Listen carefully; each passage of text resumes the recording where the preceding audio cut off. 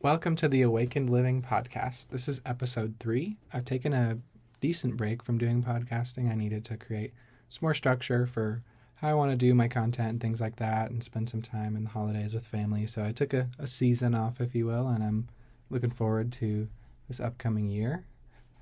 Whether you want to look at it as Chinese New Year, the real New Year, which is on the spring equinox on March 21st, or just 2024, all of it is relevant because it's a part of the collective consciousness, if you will. So looking forward to this new year. I'm going to be dropping a lot of content and podcasts this year, so be sure to stay in tune for that because those are going to be awesome. So today we're going to talk about my ultimate psychedelic experience. I've had a lot of experience with psychedelics. I was quite a bit reckless in a positive way with plant medicines when I was a young adult, and I'm still a young adult, but more of like just entering young adulthood. I was 18, 19, around there. And I was really dabbling in many different things and just throwing myself and my spirit and my heart into many different things like plant medicines, businesses, all sorts of things, just to gain life experience with the intention to gain wisdom, with the intention to connect to whatever my true soul purpose in this life is. So I was experimenting like crazy, was doing lots of things, being definitely reckless, but with good intentions. And I think that throwing myself into all these things could have been a little bit more, I could have been a little more gentle with myself, which I've learned over the years and from those experiences. But these experiences really brought me so much medicine, if you will, to further my life path and grow from where I was at at the time around when I was 18. So this is going to be the whole story of basically how I got into everything that I'm into nowadays, spirituality and things like that. And it's quite an amazing story. So stay tuned and here we go. So to start off, I really don't recommend anyone who listens to this goes and does what I did, what I'm about to tell you that I did. I highly do not recommend it because, it could really wreck some people. I definitely don't recommend psychedelics for everyone. I think that someone has to feel called to it and feel very open, a very intentional, like sacred thing, and that's how they should be used. Otherwise, I think there's just a lot of distorted energy and things like that. So I don't recommend doing what I've done. And I'm going to be talking about my extensive experience, dabbling with psychedelics and the most profound story that I've had in my life and the most profound experience that I've had, that had to do with that. So when I was 18, I just had started building Organite. Or actually, I was 17. Right now, I'm 24. Or I turned 24 in 2 months, actually. I'm 23 right now. And I was just getting into Organite, really deep into a lot of rabbit holes, a whole variety of different things. I just was hungry, and still am. I'll always be hungry for the truth, I was so hungry to find the truth of this reality, and because everything just wasn't what it seemed for me my whole life. I always knew there was something more to everything. I originally had my first spiritual awakening when I was 14, and I had been very spiritually in tune ever since a young child. I even remember the day that I was born. People think I'm crazy or that I'm lying when I say this, but I actually remember incarnating. I literally remember choosing my mom. Not a lie, no joke. I told her that when I was 3 years old, that I remembered choosing her. I told her that I was with God in heaven, and I chose her, and I remember being born. And I used to tell her when I was a really young kid memories of being in the womb. I actually remember going whale watching while I was in my mom's womb. She was going whale watching with my dad and some friends in Mexico, and I remember it. And I told her the memory just as it happened when I was like 3 or 4 years old.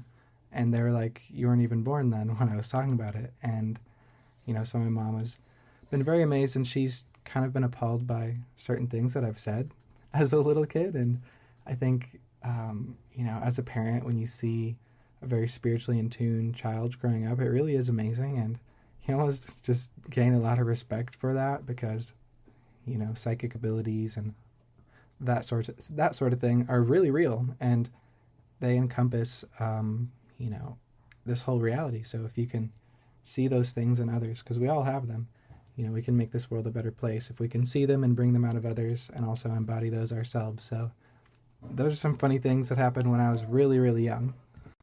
And when I was 14, I started hearing God talking to me. And that might sound like a woo-woo thing. Some people might think, oh, it's an entity talking to you. You know, I've dove into all the theories over the years of what that may be. And I really do believe it is the source creator, Most High. I really do.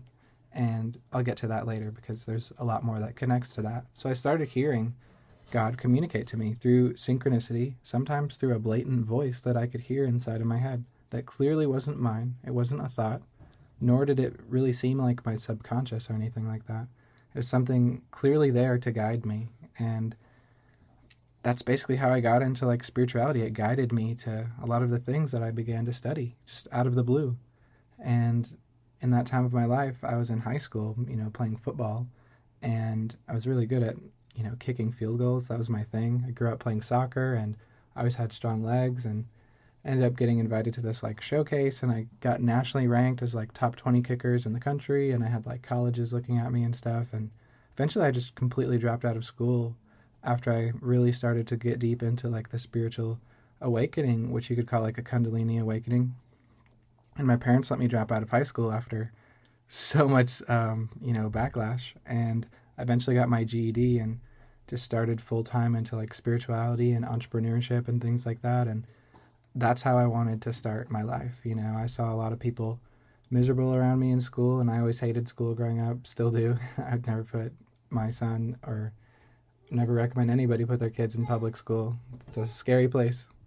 So I had dropped out of school completely, and I saw most people that I was around weren't really going anywhere with their lives. You know, I was seeing most kids go to college and things like that, and I knew that wasn't the path for me. I knew that wasn't going to do anything for me. So I wanted to find my true purpose in life, you know. However much I had to struggle to figure that out, I was very down for it. And that was my life, figuring out my purpose, if you will, for really all the way back then up until the past like year or two, because I've really dialed in on, you know, the work I'm meant to do here on this earth and these past few years, and it feels great. And I see clearly that everything on my path was divine and everything led me to a certain point. And I believe that to be true for everybody's lives, no matter who you are. So if you can look at the finer details, you know, the strings that God is pulling behind the scenes, they're there. You just really got to look. And I really do believe that God is working behind the scenes in every single person's life. And it took me a while to really develop that belief into my subconscious. Sometimes I still, you know, might experience something hard and doubt and things like that. But in my life, at least, everything has always worked out somehow, some way. Even if I never thought it could, it just still did. And that's really how it's been for me. So that's a little bit of my upbringing. I grew up in Arizona, and I basically got into spirituality at a pretty young age. Always had a really strong connection to God and spirit, if you will, and just to nature. I'm also an INFP, which is like a personality type that usually has that kind of abilities going on. If you're familiar with Myers-Briggs types, personality types, anyone who's listening. And yeah, so I got into Organite when I was about 17. I started seeing a lot of these, you know, I think they're fake Organites, but I thought they were real at the time. Organites on Etsy before they started banning, you know, a lot of things on there. And I would buy them. I would have interesting experiences with them because I think that even some of the fake Organites, because there's acoustic pressure from the resin squeezing on the quartz, you know, it does produce a charge, you know, so you can feel that, but that doesn't mean that it's working in the most efficient way or it's like a legitimate Organite pyramid, because a charge and orgone energy are two different things. So that's a part of it, but it's not the full spectrum, you know. So just because you feel a little bit of things feel a little bit of feelings or energy from a pyramid doesn't mean that it's working properly. You know, you have to have the biogeometry, the proper weight distribution, the ratios. You got to make sure you're using powdered materials or really small atomized materials and a bunch of other things. So being that I got these Organite pyramids, not made the right way, of course, I actually felt that charge and it helped me like sleep better. So I think that you can still get certain benefits short term from fake pyramids, but long term it's not ideal. They're not offering you the most, you know, value that you can get out of a pyramid, not at all, not even close, compared to, you know, some of the things that I make now, because, you know, I've had so many people tell me they have the fake Organite pyramid, then they get a real authentic pyramid, you know, from me, and it's just a complete difference, and I can definitely feel a huge difference with them. So I was just getting into Organite. I had bought a couple. I was like, I really want to build this stuff. So I started to learn. I was using this toxic resin, like polyester resin. And I'm going to do another episode on, just a overall story of like building Organite and things like that. But I'll save that for a different episode because there's a lot to address here. And so I taught myself how to learn, or not how to learn, I taught myself how to build Organite, and I began learning as much as possible, diving super deep in online, every PDF I could find, every website that had Organite. If they had any info on it, I would read all about it. YouTube, back in the day when there was a couple Organite YouTubers, and I definitely plan on making a lot of YouTube content in regards to Organite, so definitely be on the lookout for that. This podcast is also always available on YouTube in case you don't have Spotify or iTunes or iHeartRadio or wherever else that I have it on. So nonetheless, like I said before, I was so hungry to learn new things, and now that I found something I was interested in, aka Organite, I was so interested that I literally searched the whole internet as much as I could for months on end, and still do to this day. I'm almost 15,000 hours into studying Organite and pyramids since then. And so I've spent the majority of the time of the past 6 years learning that. Well, actually almost 7 years now that it's 2024. So it's been a while, and a lot of hard work, a lot of dedication, and I love it. It makes me happy. It gives me life. So that's something that I think I'll always have within me, is that hunger and that thirst for truth, for knowledge, for wisdom. And that's something that means so much to me. So I started building Organite, and I was posting on social media. At the time, I was talking about a lot of different spiritual topics on social media and getting a lot of attention. And I wasn't used to that because I was like, oh, like this seems to be going well. Maybe I should do something with this. So I figured that I could mix Organite, because it's a spiritual thing, with the type of content that I was posting. I wasn't making any money at the time. And, I started making money. And I had this part-time job, the only job I've ever worked. And I quit because I started making money with Organite, and so I wanted to keep doing that. I wanted to put all my energy into that and learn and apply a lot of the business knowledge that I had been learning to that. So I've been doing that ever since, and that's been my full-time business since then.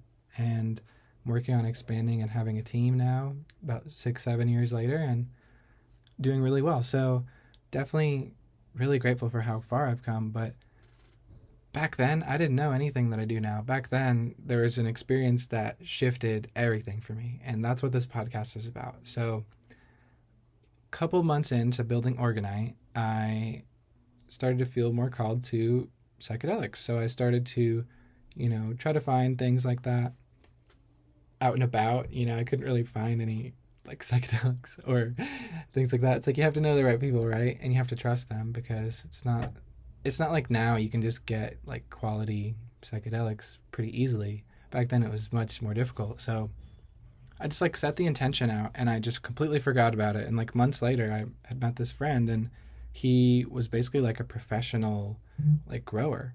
And so what had happened is that we did a trade for Organite, and he gave me, some medicine, if you will, and I ended up taking it, and he gave me a gift with it, by the way. And that's key there, because I ended up trading, Organite for some mushrooms, and ended up taking those like 7 grams. And he said, oh, I gave a gift in the package for you, and because he gave me like a box, and that gift was DMT. And DMT has changed my life more than anything ever.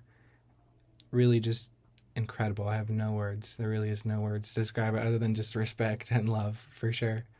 So I ended up doing mushrooms, about 7 grams. And at the time, I didn't know anything about this stuff. These were like white albino strains of mushrooms. So they're really strong. They're like 2 to 3 times stronger than your average mushroom. So that means if you take like a full dose, which is usually an eighth, that would be more like 10 grams, almost 9 grams of strength. So I took like 6 or 7 grams. So that's like a half ounce of strength. And that's a lot. That's a big, powerful like mushroom trip experience. Not many people ever do anything like that, or like, have the guts to, if you will, but I didn't know. So it's not a question whether or not I had the guts at the time. I literally didn't know. And I didn't have anybody there to really guide me. And I just wanted to do it myself, and I just felt really called to do that. And I couldn't tell you why. I just did. And so I ended up doing it. And at the time I was actually building orgonite. So I ate a bunch of mushrooms and I was eating orgonite, not eating orgonite, I'm sorry, pouring orgonite. And I was eating mushrooms. And eventually they really started to kick in and I had to stop building and, go in the house and meditate, how it is if you've ever done psychedelics. When the shrooms hit you, sometimes it can hit you like a train and you're like really in it for a while and then you reach like this bliss state. So that's basically what had happened to me, and I started reaching this bliss state, and it was so intense, like insanely intense, the most like intense thing I've ever felt. And at the time I was smoking like dabs. I used to smoke like live resin and stuff, like cannabis and stuff, and I don't really do dabs anymore. It's not really my thing. But I used to do that a lot back then, so I had a rig, and that's what you can do like DMT out of. That's the best way to smoke DMT is in a rig, or other people do it in like a crack pipe, but really a rig with like a quartz nail, if you're familiar with these terms, is the best way to smoke DMT, to have like a full experience. So mid peaking on the mushrooms, I heard like a voice, the same voice that had talked to me throughout my life, starting when I was like 14, or actually younger, but the main experience starting when I was 14, talked to me again, and it told me to smoke DMT. It literally just told me to do it. Like, I was thinking of it and it just said to do it. And it's not like my subconscious or anything telling me to do it. I know that someone listening might think that, but this was different. This was like a legitimate, separate thing from me, telling me, like, not necessarily telling me, but guiding me. That would be better. And it was something very, like, beautiful. And so I still don't know how to explain it. I just believe that it's just God guiding me. I really do. And I think God guides everybody. It's just whether or not they are aware of it and if they can see it or not. That's why some people would think that my experience is crazy or I'm communicating with a demon. I just think they're disconnected from God working in their own lives. Because it's all encompassing. There's never God not working in somebody's life ever. So I just don't believe that. And so continuing on, I ended up loading up the rig and heating it up with a torch and taking the DMT. So I had a little vial of it and I poured most of it in there. It was probably about 100 milligrams, and usually around there or just under that is what you would need for like a full experience, because there's terms when people talk about DMT, they say, oh, I blasted off, or oh, I broke through. So I think those are two different things. I think quote unquote blasting off is really just kind of like you're strapped to a rocket, and that's really what it feels like, and it just blasts off into the void. That's basically what it feels like, but you're not fully breaking through. That's a different experience. So when you fully break through, usually it's a higher dose than just blasting off, and you essentially blast off and then you fully break through the void, if you will, and you enter the other side, which people call the DMT realm. So that's what happened to me. I went through this like tunnel, and I took a huge hit of DMT. And doing this on mushrooms is, first of all, terrifying. Like, keep in mind, this is not just me just like walking through this experience like, oh, I'm walking through, I'm on mushrooms. Like, no, like this was so intense. Like, I was terrified most of the experience, but I did it because I just knew I had to for some reason. And even though I was really scared and I didn't know what was going to happen or what I might experience or what would come up for me or what it would even be like, I think it's a really healthy, respectful thing in a way to fear, the medicine. It's like almost like the fear of God, and I think that's like really the only healthy fear to have in life. The rest are really just illusions, and they're not necessary. So I ended up hitting this DMT on about 7 grams of mushrooms, peaking on that, and that was maybe one of the most intense things I've ever done, because even just smoking DMT or holding it, you feel it. Like there's something to it, it's powerful and it's divine and it's powerful. And being on mushrooms, you can feel things so much more deeply. It was so intense. So I basically took a huge dab of DMT, melted it in the vaporizer, the rig, and I completely blasted off like extremely fast into this white light tunnel almost. It was like this, looked like this like threaded tunnel of energy, like golden light. And I still am baffled by this experience. Just to put that out there, I'm still learning. I'm still having realizations about this 6 years later. So this has been a really vast thing to understand. And I think that anyone who's had a really deep DMT experience would relate, because it's nothing like anything else. It's so out of the ordinary. It truly is life-changing. You know, I really believe like it changed my brain chemistry. It changed everything in my body physically. Literally everything changed. And it's been a challenging thing to navigate post that experience, but it's also shaped me into who I really feel I am at the core, and it's still doing that. So that's like the integration, right? And so nonetheless, I go through this void, this tunnel of light. And keep in mind, I was sitting in my bedroom at the time. You know, it's a really small apartment, and just sitting in my desk, and that's where I had smoked the DMT. And by the time it was done and I came out of that experience, which I'll tell you about shortly here, I was laying in my bed. So I actually don't ever remember laying in my bed, still don't. So somehow I got there when I was on DMT.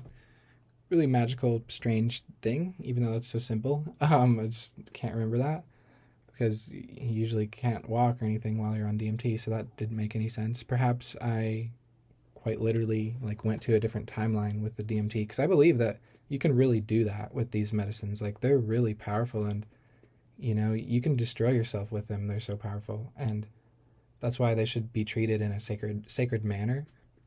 And so nonetheless, I went through this void in this tunnel of light that looked like this string of light, like this vein, almost like a vein of the universe. That's what it like. That's the only thing I could like describe it as. And I spawned into this massive, massive, absolutely massive, like golden cathedral of light.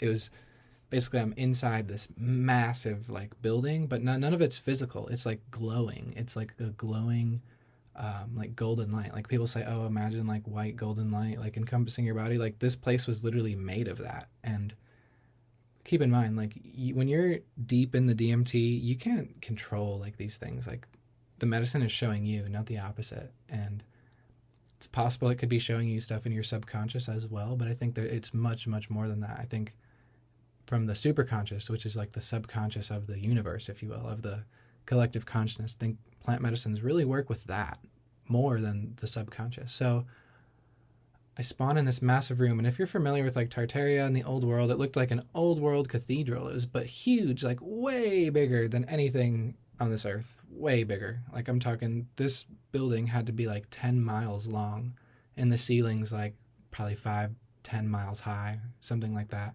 Huge, like massive. Even that was probably bigger than that. Like it would be impossible for me to like give you an estimate, but I'm just trying to estimate due to like my perspective looking at that.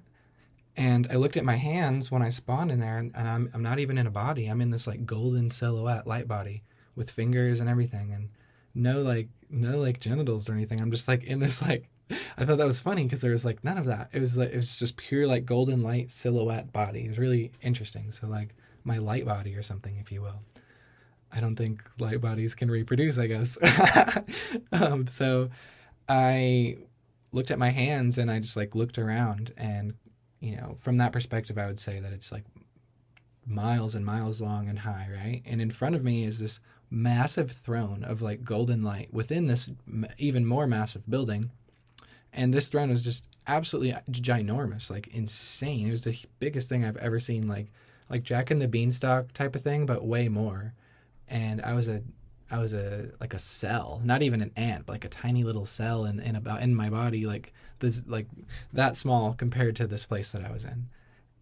I still don't quite understand it, but I can't help but be reminded of what the Bible describes heaven as when I was in that. Like that's really what it looked and felt like, with you know, everything being made out of like gold and stuff.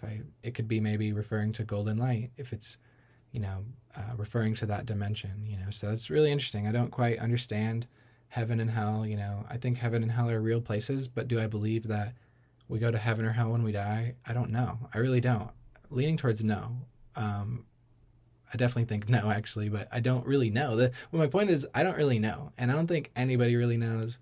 You know, I just don't think anybody really knows, and that's the mystery of it. That's the great mystery. That's the void. You know, that's like God. You know, that's the fear of God. That's what I'm talking about. Like, this is what gives you respect for life, and is that. And so I totally felt that during all of this psychedelic experience for the most part. And I look up at this giant throne, and there's like a bright light on top of the throne in the center part, and the light's so bright, like it had to be. And I'm not exaggerating with any of these things that I say. And I think, you know, anything goes when we're talking about DMT experiences. But this light was probably 100,000 times like brighter than the sun. Like it was so insanely intense. I can't even put it into words. And so as I tried to look up to the top of this throne where this light sits, like sitting on this throne, I couldn't look at it. Like it made me, it felt like tons and tons and tons, thousands of pounds were pressing me down to the ground when I looked at it. And it made me like kneel in my light body, like kneel in its presence. Like, and it was really interesting. And this is why I also believe that it's like, that it's truly like the creator, because in the Bible, and I don't really believe a lot of the Bible. I believe some of it, and I believe like it's context, you know, like I'm not religious or anything, but I think that a lot of these books, including the Bible, are leftover books from older civilizations that got put into these religious texts. So there's a lot of truth in them, mixed with distortion, of course. But it says that even the mightiest of like angels and spirits bow before God, bow before the Most High. And that's what that reminded me of, because it wasn't in my control. And when I spawned into this giant cathedral like golden light place, I immediately knew where I was. I'm like, oh, I've been here before. Like it, and the more I look at it, it reminds me, and could have even been the exact same place where I was when I remembered like choosing my mom before incarnating. As crazy as that sounds, it's like the exact same place, very similar place. And I don't know, this all could be me being deceived on the deepest level, but I really don't think it is. You know, I'm always open to like the devil's advocate and things like that. But nonetheless, like I bow before the creator of the universe, and I didn't have this like DMT gnome experience where I see all these entities and stuff. Quite the opposite, actually. I didn't have all these spirits and stuff communicating with me, nor did I want that. I wanted like a true experience beyond all that, more powerful. I want to get led astray by like a middleman. I want to go straight to source, you know. You know, spirits are hit or miss. Who cares about that? You know, go right to the creator. And that's how I feel, at least, you know. I don't really work with like guides or spirit guides or anything like that. I just, you know, like Jah is my guide, the Most High, you know what I'm saying? So that's basically my philosophy with God and spirituality. I don't think that anything else is really necessary. I think the rest can just create distortion and make you lost from your own spirit. And so I basically was acknowledged by the creator in this setting where I was forced to bow. And everything is telepathy in these higher realms, by the way. And then I started to communicate with this creator, who I believe to be like the actual creator. And it showed me, I'll say he, like that felt like a masculine essence, if you will, showed me all sorts of things. So as soon as it got my attention, the whole place morphed. Kind of like in Harry Potter when Dumbledore is telling a story to Potter, and he's using this form of magic that allows him to show the memory in somebody's mind, and then it kind of washes away and goes to the next scene. That's exactly what happened for the most part with my DMT experience. So God basically like washed away this whole room that I spawned in, and it all disappeared. And all of a sudden I saw like the creation of the universe and the earth. Like, and a lot of people say they see that on DMT when they do a full dose, and they like see the universe literally being created. And I see now more where the Big Bang Theory comes from, because I think that's an extremely distorted version of like how God actually created the universe. And, you know, with this reality and, you know, the Jezebel or Lucifer or Satan or the Demiurge, whatever you want to call it, being in control, or the Archons being in control of this realm, you know, this is a realm of inversion is what I'm trying to say. Everything is backwards, you know. Even the English language is a bunch of languages mixed together and then flipped, you know, and then with added vowels. So everything's backwards. Usually the opposite is true when it comes to the world and culture and things like that. So It's a general rule of thumb. Not always, of course. The opposite is true, but most of the time. Because when I was shown this, it really did remind me of the Big Bang Theory. It basically, I saw like particles of vibrations like turn into form through like sound and light, and like it was like intentionally alchemized and created by a higher power. And I then began to see this like earth thing. It looked like the earth like spin and like vibrate, and it turned into land and lush trees and forests. And what I was shown, at least, was totally the geocentric model of the earth. There's no outer space or anything like that in anything I was ever shown. And I don't think I'll ever believe in outer space or NASA or any of that shit. I just don't believe it. It's just not the truth of this reality. It's just not. And so I was basically shown something different. And basically, like, within water, the earth was created. Like, but we're basically living in like a big bubble per se, and above the firmament is like the waters above, if you're familiar with this kind of stuff, which I really do believe in. I think that there's a lot of like half truths in the flat earth community, but I do believe in the geocentric model of the earth. I do really believe that that is true. And so nonetheless, I see like earth, right, like form into like from, and it says in the Bible, like, and I'll keep using the Bible as an example because I don't necessarily know what else to use as an example. It says word became flesh, right? Before the world, there was the word, right? Or whatever the saying goes in Genesis. And that's basically what happened. The word is consciousness. And so consciousness only existed before physical reality existed. And so consciousness, aka higher power, God, created this physical reality through consciousness, and but what created it, right? That's always been my question ever since I've like believed in God. And this is the experience that actually really made me believe in God, because I never like really had like 100% without a doubt like God is real before that. Like I like wanted to, but I didn't believe it just because I wanted God to really make himself loud to me. And this sure was an answered intention, that's for sure, having this happen to me. So he began to basically show me the creation of the universe and earth, almost like a time lapse, actually exactly like a time lapse, from creation all the way until literally the day that I smoked the DMT. And so I saw so much happen. I saw like the history of the whole earth, and like in what felt like years and years and years, but also was really just seconds, because DMT only lasts 20, 30 minutes or a little longer, depending on, what dose you're taking. And so I began seeing all of that, and he began showing me my life too. So it basically did a time lapse from creation to the start of my life. And then he's now showing me things in my life that I've experienced, and then also showing me future things in a very deja vu style way. That's basically what I'm trying to say here.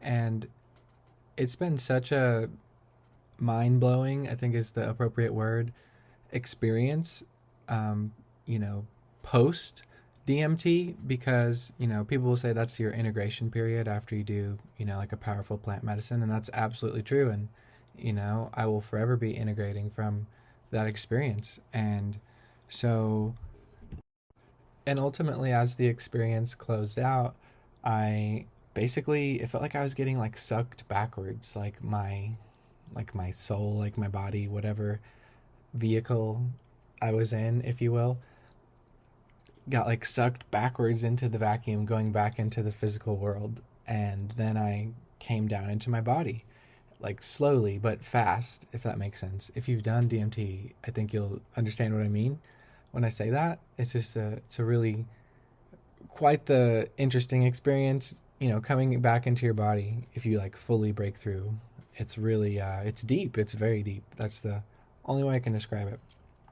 And so I come back and I notice myself, like, I gain awareness of my fingers, my toes, kind of like in a meditation kind of way. And I'm laying in my bed, and I didn't even know how I got to my bed because I didn't smoke DMT in my bed. So I somehow was in my bed. I don't remember, getting up somehow and laying in my bed.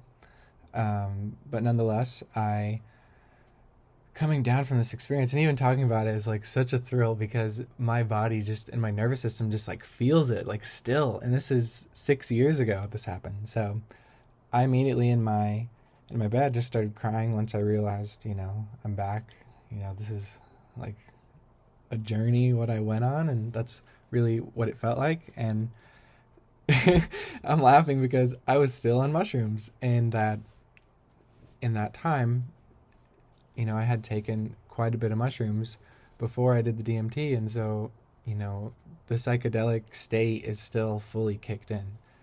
And basically the rest of the experience was more like a come down and like integration of what I experienced on DMT. And from that day forward, my life really changed just so much. I was a completely different person after that. Like, complete 180. I was in a really like dark time of my life just because I went through a lot of shit, that just wasn't under my control just growing up. And yeah, so it really just like opened my heart so big and so wide to others in the world. And I was just in such a beautiful state at the time. I was like 18. I was pretty young, obviously. And yeah, it really helped me become a better person. And I stayed close to God and I prayed a lot because I really wanted to understand, what had happened, because it was so deep. It was like shocking, even, or beyond shocking. But I say this in like a good way.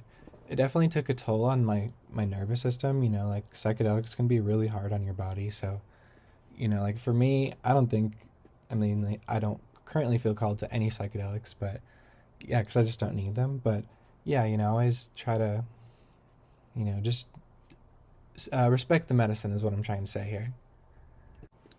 One of the main things that I saw, as in like deja vu during the DMT experience, was me building pyramids. And that was a very like exquisite vision. Like I was shown just building really massive pyramids, and a lot of them, of all sizes, really small and large. But I thought that was really cool. And so, weeks later, I began just really going hard building orgonite and doing all I could to, build orgonite and spread that everywhere. And, I was planting orgonite at towers everywhere across Phoenix. I probably did like 100 towers at the time. And that was great. It made such a huge difference in just the general energy of, the east side of Phoenix. And yeah, just even now today, still the energy is just so much lighter than it used to be, which is great. And I just became so inspired. That's a really good way to describe it, I guess. DMT really inspired me, and it still does to this day. Like that left a permanent impact on me. I could never like disconnect from it. It's like it's that powerful, and it ultimately it keeps me close to God, and I think that's where I want to be in life, and I think that's where everybody should be, because it's like when you're really connected to God, you're also connected to yourself, and you're treating yourself well, and you're in the right energy, if you know what I'm saying. And it's really important to live from that state, because I think you live a much higher quality life and a much more fulfilling life and healthy life as well. So I got quite a few questions. I want to talk about a few things else before I answer the Q&A to close out the episode. And basically, I've had a lot of experience with psychedelics, you guys. I've taken a lot of mushrooms. I've done DMT quite a few times. And yeah, I really dabbled and experimented. And I've done ayahuasca too. I did that in Kauai. And they're all really unique. And obviously only do that if you feel called. I'm not recommending that everyone or just anybody does that. I felt like very called to do all of these things at the time, and I think they brought me good results. I would say great results, but they were really hard on my body. So that's one thing. And I think that sometimes what gives takes equally. I've read that saying before. I also have done Bufo alvarius. It's the toad. I didn't really like it, to be honest. I think it's very overrated, and I just think there's better things out there. If I were to do a DMT, it would be an N-DMT or a plant-derived 5-MeO DMT from acacia bark. Those are just so much more special and sacred. Like the energy of a tree and the spirit of that via DMT is much more pure to me than, a frog venom that's technically poisonous.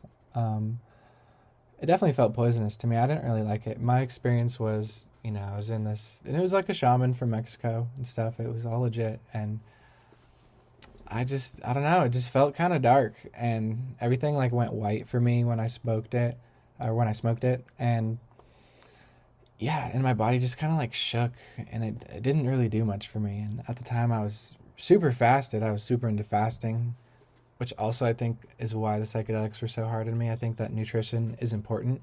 Actually, I'm quite against the like restrictive diet uh, that's promoted when people advocate for psychedelics. They say you got to do the dieta or you know fast on fruits for a week or whatever. I don't think that's good advice. I think you should just fully listen to your body. And I've had better results in even doing cleanses like liver flushes and stuff. Well, just like listening to what my body is saying, even if I want to eat like something fatty, before I do something like a cleanse, or something like a heavier like dense meal before I do like mushrooms or something in the past. I think that's really important versus, restricting food and just eating like a little bit of calories. I think that it's about balance, and eating is important. I've definitely learned that through like fasting so much and being really into that in the past. One thing I always have wanted to do though is peyote. That's one I probably will do eventually when I, feel called to do it. I've always felt called to that one. I don't really feel called to San Pedro, but peyote is cool. And I grew up in Arizona, so, drinking that intrigues me because it's native to Arizona. And I think that's really cool. So I might eventually have to try that out. One thing that does help during a mushroom journey or an LSD journey is to have hape. I don't really, I mean, I guess it's preference. I've only done LSD a few times, but something that really can help ground you is hape, if you're familiar with that. It's like tobacco snuff that goes up your nose. That's really helpful. Also, like cannabis is really great too to help you ground during, you know, medicine journeys. I actually, I'm laughing because my experience on ayahuasca was like at first not good. I did not like it. I wanted to like go home from where I was, and I wasn't enjoying it at all.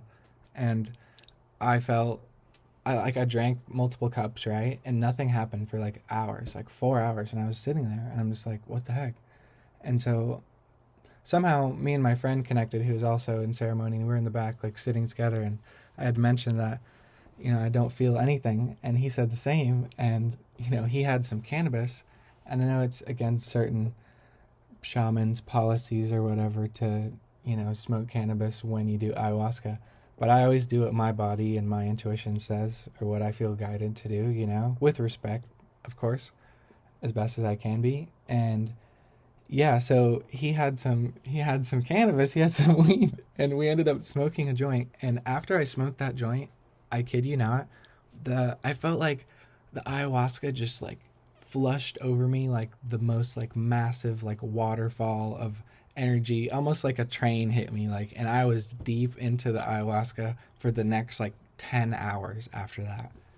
And yeah, so that was a really positive experience for me because, if I didn't have that, I don't think I would have been able to like reach the depth that I did in that experience, which was pretty good. And I learned a lot. It was really nice to experience ayahuasca for the first time, and I had done that in Kauai with my partner Jennifer, and yeah, she had a great experience too, and it was a really beautiful place. These shamans had visited Kauai and were hosting ceremonies, and I'm not really big into the ayahuasca community very much at all, and I think, or the shamans either, but I did like that experience for the most part. I would definitely like I don't know. I would definitely, be more wise if I ever did it again with who the shamans are, because they had some like, just like weird rules and stuff that were just like irrational, and like they kept telling me to put my shirt on when it's like Hawaii, and it's like 80 degrees, which is really annoying. And then Jenny was like, kind of purging, and people purge on ayahuasca, and they kept telling her to like quiet down, and I thought that was very like almost unprofessional. I know that sounds funny because it's like ayahuasca. I guess it's a business, right? But Yeah, it's really interesting. I thought it was really just like uncalled for. We're also programmed to just be so quiet and not make sound, and it's important to be like primal and just go like ugh, like sometimes, or make a noise. Like who gives a fuck? Like I know that's been the case for me because I've definitely been so like suppressed throughout my life, and like finding my voice and just like feeling comfortable in my own skin. And it's been nice to come into that place, especially since I've had the DMT experience. That's really what led me down the right, what I believe is to be the right road, the right path for me. So I have quite a few questions I want to go over. There is, I'm looking at them here on my notes, and I'm just thinking about where I can start. So I guess as a basis, somebody asked, what are psychedelics? And that's a really good question. I might say it in a non scientific way. I think that they are basically plants, or, I mean, they're not always plants, but mostly always plants, that can alter your state of consciousness with the plant. And you can basically do what's called consciousness exploration. So you can see lots of cool things, you can gain realizations, you can go really deep within yourself, you can purge out, darkness from yourself or negative energy. It can help heal certain diseases in certain situations, something that should be dealt with and respected with intention, of course. And I think that they're really positive for a lot of people, but also not positive for certain people. So I think you just got to follow what your intuition says. And if you can't listen to your intuition, then start there first. Somebody said, are psychedelics for everyone? I don't think they're for everybody. I really don't. I think they're for certain people who feel called to them. And yeah, a lot of people just like use them nowadays. I mean, I guess that's always been a thing. But I think it's important to be wise with whatever you put in your body and try to respect your body as best as you can. Psychedelics dangerous? I think they actually can be in certain situations, for sure. Definitely. I don't think that they're good to use in certain situations, but I don't think so. But in certain situations, yes. I think that it's really important to take really good care of your body, especially when you're going to do psychedelics. I think that's super important to be very ritualistic with it.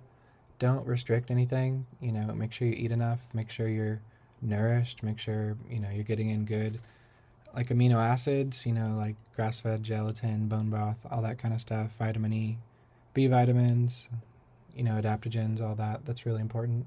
And to just be out in nature and be grounded as much as possible. I love being by water. That's really great. Or in the woods.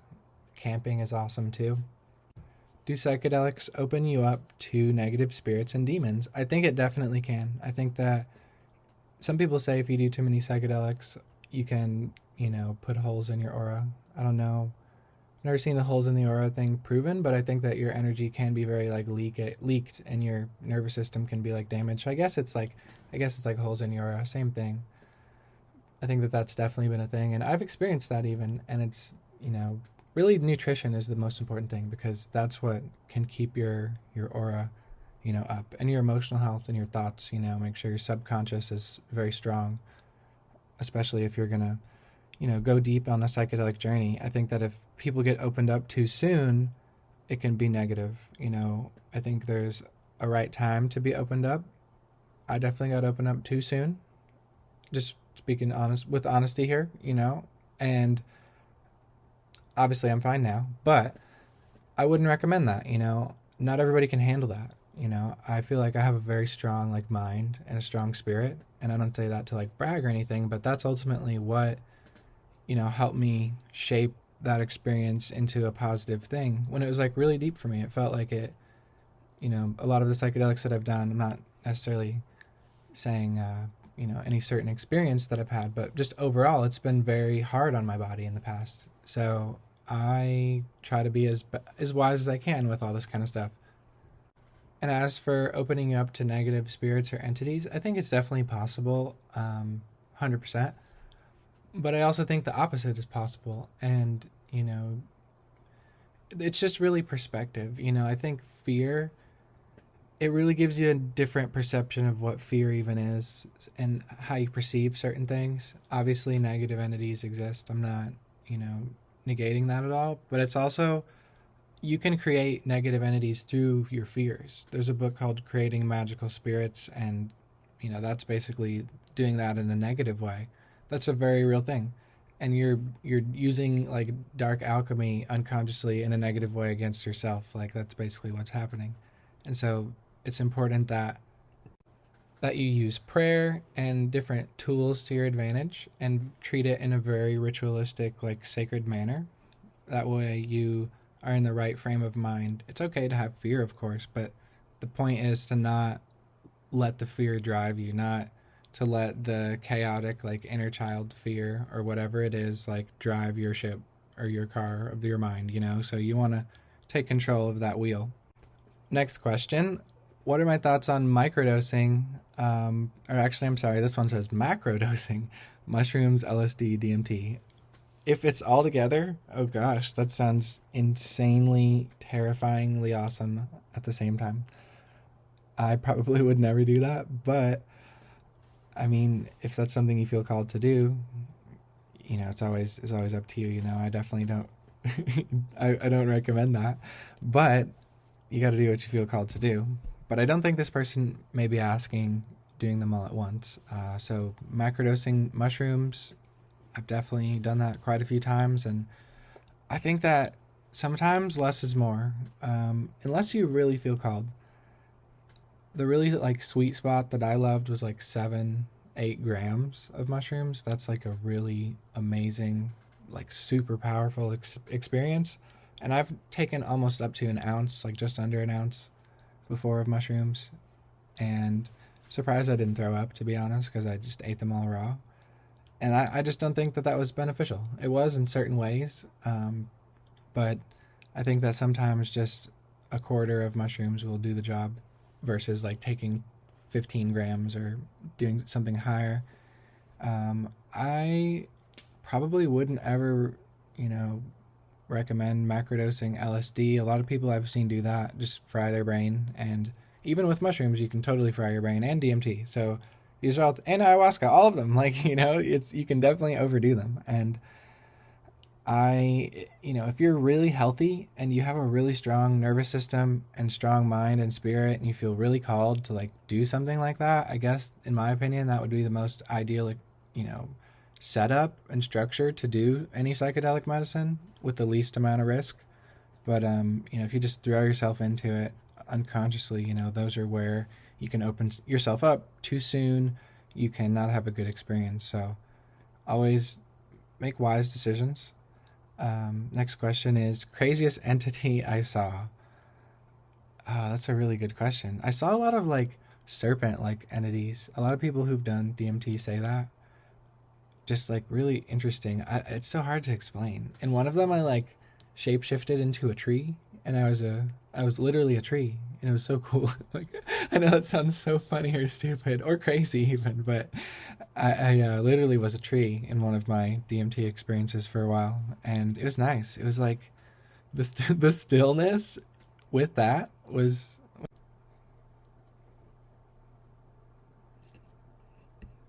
DMT and ayahuasca. DMT is a, you know, extracted molecule, tryptophan. I forget the last part, but it's basically a molecule that's extracted from certain plants, or Bufo alvarius toad, which I wouldn't recommend that. Um, and ayahuasca is like a prepared plant medicine with certain things in it, depending on the, you know, the group of shamans. Sometimes it's made in different ways for a similar end result, or with different intentions of what the medicine will do. And DMT, somebody asked, what is it? I realized there was a little audio glitch there, but DMT is basically the hormone. You can, I guess it's a hormone. There's different perspectives on that, different views. I'm not quite sure. I don't claim to know it all, obviously. Like, I'm here as a novice, you know, on this earth. I don't think I'll ever not be a student of this earth school. You know, there's always, you know, it's a lifelong thing. So basically, DMT is a hormone in your body that gets released when you sleep. And there's a specific like hormonal conversion that involves like melatonin and the other hormones with DMT. Not quite sure the order of all that, but I know that DMT is involved, and it's definitely, it works with melatonin. And some people say DMT is what causes you to dream, which I would agree. And it's everywhere in your body, head to toe. A lot of people just think it's in your pineal gland or in your pituitary gland, your third eye. That's right, that's your physical organs of the quote unquote third eye. But DMT is really everywhere. It's in your blood. It's in every organ in your body. It's everywhere. And I have had a near-death experience where I, nearly drowned in the ocean in some massive waves, in a riptide after it broke my board. And yeah, that was a terrible experience, but beautiful at the same time. But it felt like I did DMT. It felt like I hit the strongest rip of DMT I've ever had in my life. I was about to die. I was almost fully passed out, and my friend got me, and it was like such an interesting experience. Basically, I got caught in a really huge like current at this place in Hanalei Bay in Kauai, and not the bowl. That's like the other surf spot. That one's awesome. I never had a bad experience there, but there's definitely been sharks there lately. That's not good. But it was a different spot in Hanalei, and just big ass waves. And I don't know what I was thinking. I knew there was a strong riptide when I went out, or before I even went out, and I thought I would be fine, but I wasn't so fine. And so it, broke the leash on the board, and then I got stuck out there, and, there's too much whitewash to like duck dive and let it carry me. It was really hard to get out of that. And yeah, so I basically slowly like drowned as I was getting just pounded. I started to get tired. I was fine for a while, but I started to get really tired, and I got water in my lungs and swallowed a bunch of water, because keep in mind, these are really big waves and they're coming fast. It's hard to dive under them all, especially after I was tired. And yeah, I just started to pass out, and my buddy hadn't gone out to, with his board yet. I was the only one out there at the time. And yeah, so he ended up getting me when I was pretty much passed out, and I'd swallowed a bunch of water, and I couldn't really swim to him. He had to come grab me because I was so weak. I literally couldn't even swim anymore. I was so exhausted. But the moral of the story is, it really felt like I hit the strongest rip of DMT I've ever hit in my life, and it really is a real thing. And there's also some people that say if you do DMT, you don't have more DMT in your body or something like that. I don't think that's true. I think there's a lot of misinformation out there about a lot of things, and it's always important to be discerning. But yeah, that really was like DMT. It was quite the crazy experience. A really like beautiful one too, because at the time when I was passing out and like drowning, literally, it was a pink sunset. There's like glowing like green mountains. There's a rainbow on the horizon. Like, I fully surrendered. I was certain I was gonna die, and and then I basically fully passed out, like, and my friend grabbed me, and that's all I really remember, because I was just so exhausted. And I did pass out for a little bit, I guess. But yeah, really wild experience. And so, next question, tips on microdosing. So always just follow a specific dose. I would just start, small, like 0.10 if it were me. Like, that's 1/10 of a gram of a mushroom. That's just for helping you create like new neural pathways in your mind and in your brain, I'm sorry. I think that's a positive thing. I don't personally feel called to microdosing anymore, but if that's something that you're interested in, I would definitely start small. A lot of people are asking where you get DMT and all this stuff. Well, I don't know if Spotify is going to let me talk about that, but you can, technically all of these things are legal, and there's loopholes. That's all I will say on here, because I don't want to get flagged. But yeah, so explore that. Explore that. Figure out what's best for you. Be smart. Make sure it's pure. Make sure it's done the right way. And I think that you'll get benefits out of it. Let's see. Somebody said, I've heard these can also open room for attachments and entities. Absolutely can, but it also can do the exact opposite. So it's about context, I I think that even like, I'll just give a random example. Let's say like a Christian, right? Like does mushrooms. Like I think that could be a really positive thing. And I'm not really an advocate for like religion, even though I grew up Christian and I like believe in a lot of Christian values. I just don't identify with religion. I'm not for religion at all. You know, I'm for God, but I'm just not for religion.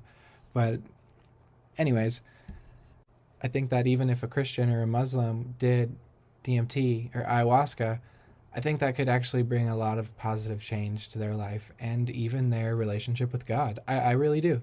I really think that it could be a positive thing. It just really depends, you know. There's a lot of misinformation and fear mongering. Really, it's just fear. Like, there's so much fear in the world, and everybody is encompassed with it to some extent, you know.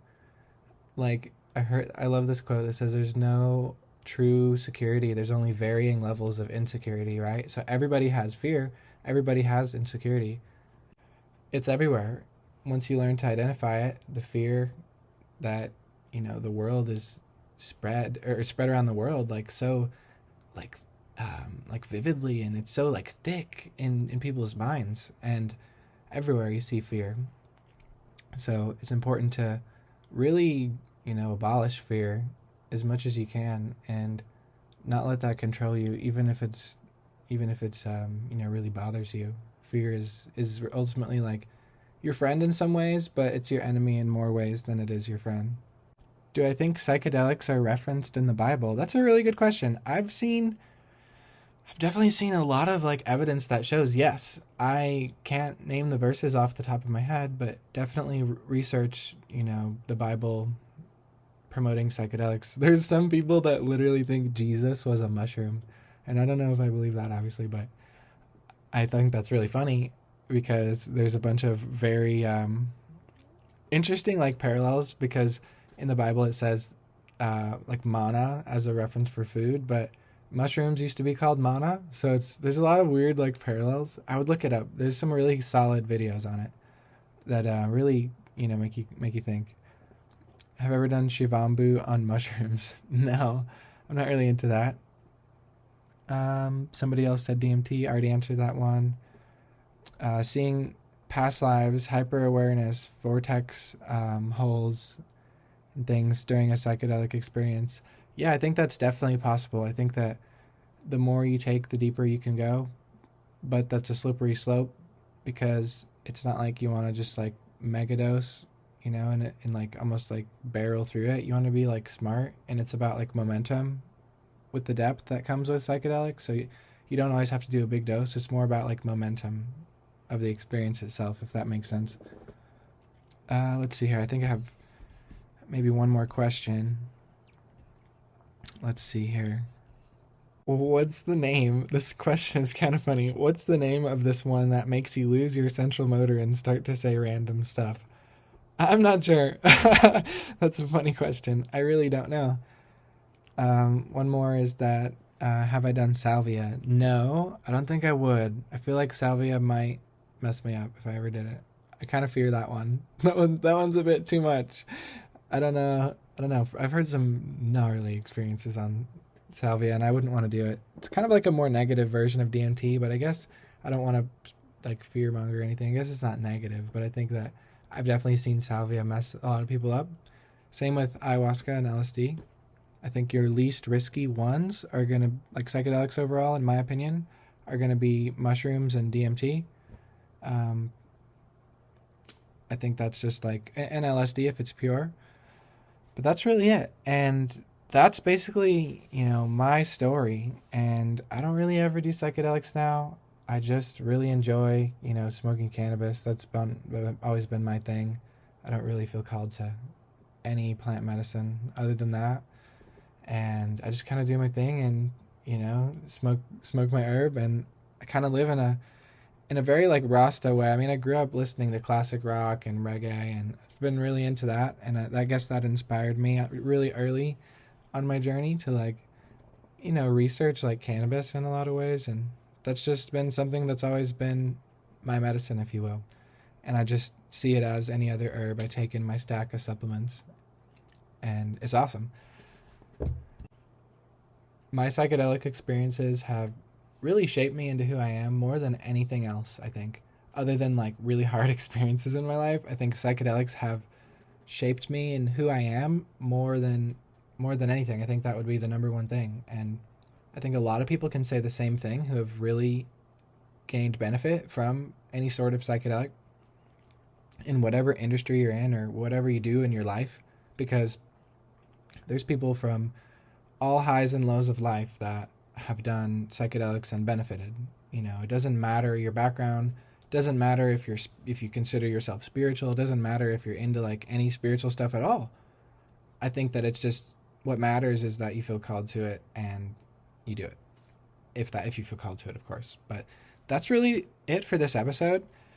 Definitely, I'm going to leave some questions on Instagram, a questionnaire for some more episodes. For episode ideas for you guys. You can give me some feedback, and I really appreciate everybody listening. This is episode 3, and I'm super excited to keep up and at it. I took a break for a while, and I'm feeling much more in a grounded space to, create more content now. And I'm about to move to Sedona here this summer, so that's going to be fun. I've been in the Valley in Phoenix for like the past year, and so really excited for that. My pyramids and everything are going to be in Sedona, and art galleries there. So if you guys ever visit Sedona, check out some of these art galleries. The nicer ones, of course, have some of my big pieces in there. I'll keep you guys updated on everything, but overall got about 40 episodes already planned out, and I'm really stoked to create content and share value and just share who I am and what I have to share. And I'm super stoked.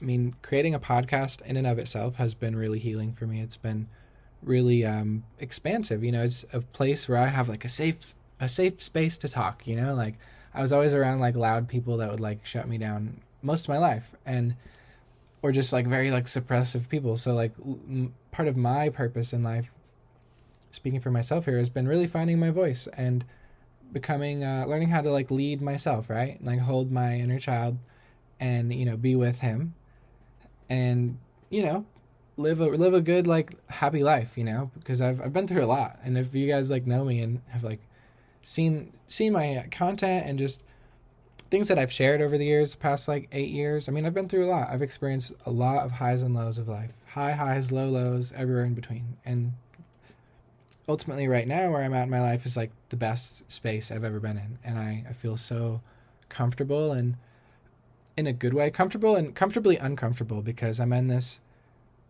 creation stage. I'm a new father. I'm working on my projects, business, investments, things like that. There's a lot happening in my life, and it's really great just learning how to juggle it all and show up and be accountable, hold myself accountable. So podcast has been awesome. So I'll see you guys next week. Got about 40 episodes planned. Not quite sure what the next episode's going to be yet. Got a lot of ideas here, but we'll see you next week, and thanks so much for listening.